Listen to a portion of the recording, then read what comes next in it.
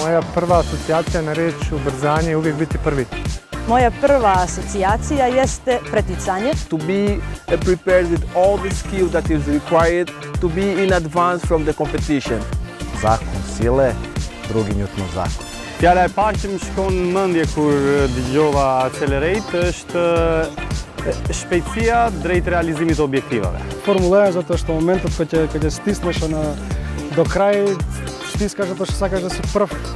Da imaš tu snagu gdje u jako kratkom vremenskom periodu od nule možeš doći na 100.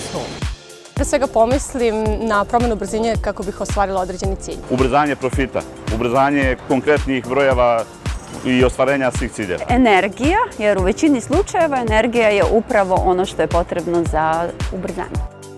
Fast growing. As a team, as a company, we need to be fast in the market. We need to be fast in all. Imanje dovoljno kondicije za napore koji nam predstoje. Да постигнеш оно што го сакаш во животот, а при тоа да се бориш да тоа биде на најбрзиот можен начин, а сепак најисправниот. Kur kam dëgjuar për herë të parë fjalën përshpejtim, në mendje më ka ardhur një zhvillim me ritme të përshpejtuara të kompanisë. It means moving forward because I'm always moving forward with NEOT.